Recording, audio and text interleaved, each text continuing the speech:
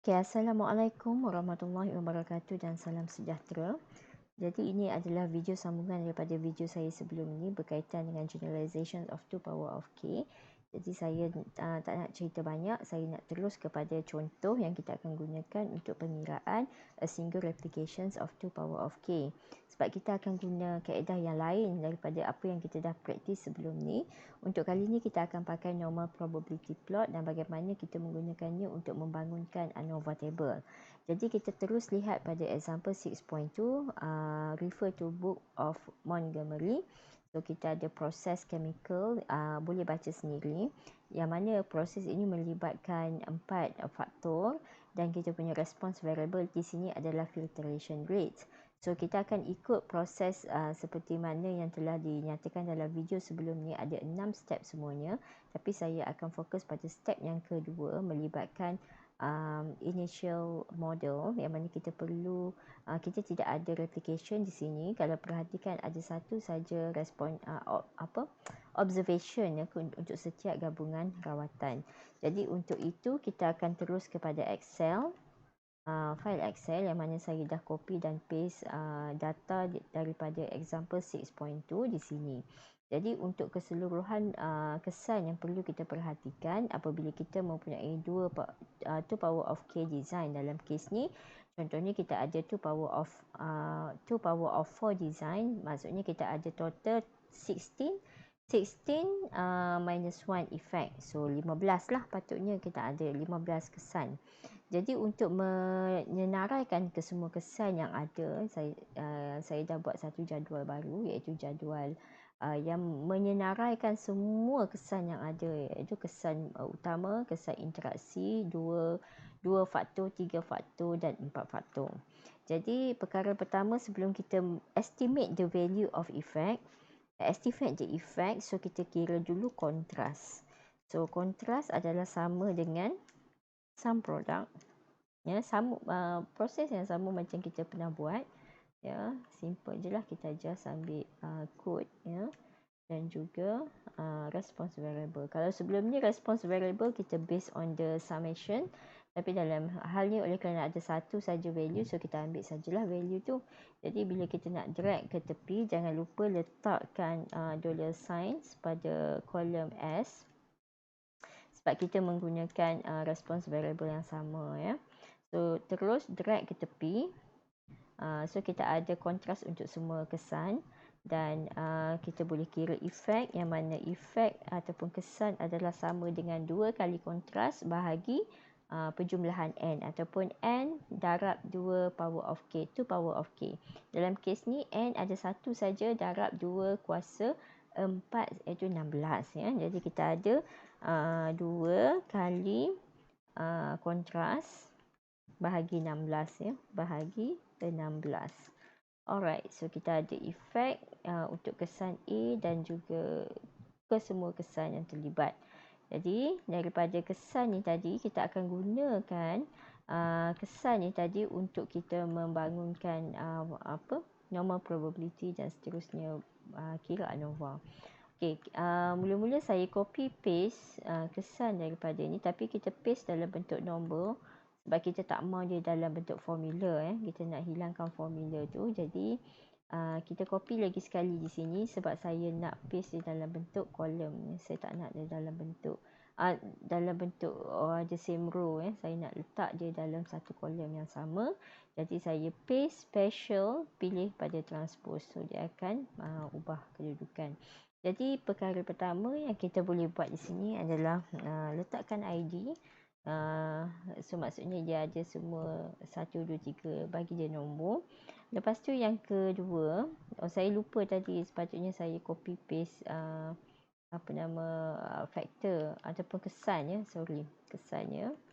So kita ada kesan di sini, kita boleh paste benda yang sama jugalah, kita buat dalam bentuk ke bawah macam ni. Okay, so saya tolak ke bawah sebab ni label. Okay, dan seterusnya kita boleh letak rank. Rank data ni adalah refer to the effect, ya, rank ni.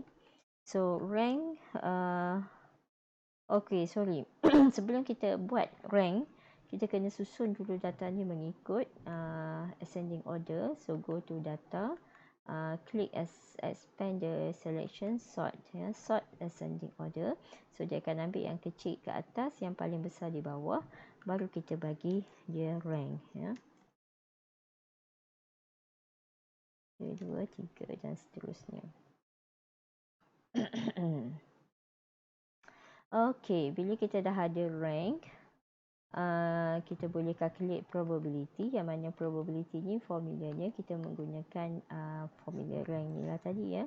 So the next column is the probability. It is equal to I, the rank, minus 0.05 divide by n, semua ada 16 ya. So bahagi 16.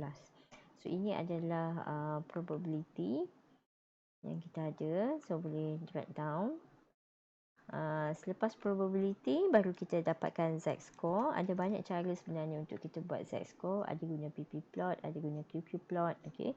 So dalam kes ni kita hanya gunakan the simple z-score. Sepatutnya dia akan dapat value yang sama ya. So nak kira, nak dapatkan normal distribution, kita type je norm, dia akan keluar option. So pilih no S inverse. Okay, so yang ini dia akan refer kepada normal distribution. So choose the probability yang ini. Okay, dan kita drag down. Sorry. Okay, so the next part is just insert the graph scatter plot. Saya suka start with 0. So kita boleh masukkan data, select data. So add the x value. X value is refer to the effect. And then kita masukkan the y value is refer to the z-score. Okay. So secara tak langsung kita dah ada satu normal probability plot di sini. Boleh letak tajuk lah kalau nak macam biasa. Boleh tambah-tambah aksesori yang lain. So kita insert satu perkara ya, dalam normal probability plot dia ada satu garisan. Tapi kalau kat sini saya tak nak guna trend line, ya boleh je kalau you masuk sini you ada trend line, tapi saya tak nak guna trend line sebab trend line ni dia lebih kepada nak melinearkan semua benda. Okay, jadi kita hanya nak tengok yang mana yang berada betul-betul pada garisan normal. Jadi kita masukkan satu garis lurus ya. Satu garis lurus, choose insert. So kita boleh pick macam ni dan kita boleh tengok bila kita plot ataupun tarik satu garis lurus, kita dapati ada 5 data yang terkeluar daripada landasan normal probability plot ni. So kita identify these 5 factors actually produce the influence the filtration rate. So nak tahu kat mana satu the 5 values are, kita boleh go to the klik kat sini dulu and then go to design, quick ni, carilah mana-mana option yang boleh mengeluarkan value dia. Contohnya kita ambil yang ini. So yang ni tak nampak sangat, so you have to enlarge the graph so that you can see clearer the value ya. Okay, so garisan ni kita boleh tolak lagi ke tepi. Okay, betulkan balik. Dia sentiasa boleh di-adjust ya, tak ada masalah yang tu. Okay, so kita ada yang pertama pada data yang ke-16 ya. Data yang ke-16 sebenarnya saya dah tandakan dah ya. Semua yang saya tanda ni adalah merupakan data yang terkeluar daripada garisan normal yang saya tandakan star ni tadi. Okey, jadi bila kita dah ada dalam bentuk sebegini, maka kita boleh susun baliklah kita punya data mengikut ID pertama yang kita dah buat tadi. Go data and then sort balik. Okey, dia akan dapat balik macam ni dalam bentuk asal supaya senang kita nak masukkan tadi untuk identify value dia di sini. Okey, jadi bila kita dah masukkan di sini, apa yang kita nak buat sekarang ni adalah nak bina SS yang hanya melibatkan faktor yang signifikan, different sahaja ya, iaitu yang pertama kita ada faktor A. Okey, untuk faktor A, SS dia adalah sama dengan kalau masih ingat macam mana kita nak mengira SS, sum of square adalah sama dengan kontras kuasa 2 bahagi sample size ataupun keseluruhan sampel. Jadi kita ada di sini kontras kuasa 2, kontras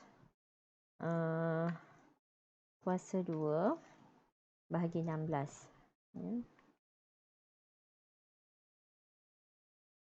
So ini bahagi 16. Okey, baik. So untuk keseluruhan boleh kiralah all the SS ni based on the A, C, D, AC. Okey, AD. Jadi kalau kita perhatikan semua yang exclude B sebenarnya ya. B saja yang tidak ada di dalam ni. Jadi keseluruhan A, C, D, AC, AD ya, yang tak ada B iaitu kita boleh masukkan juga CD, maksudnya kita punya faktor sekarang ni adalah kecuali B. Kecuali B. So ACD. Jadi dalam kata lain kita boleh identify sebenarnya yang 3 faktor sahaja yang memberi kesan yang signifikan kepada filtration rate. So boleh teruskan untuk buat sum of square ataupun the ANOVA table. So kita ada A, B, C sampailah last kali kita ada ACD. Okay, so kalau saya buat terus ni, so kita cari ACD.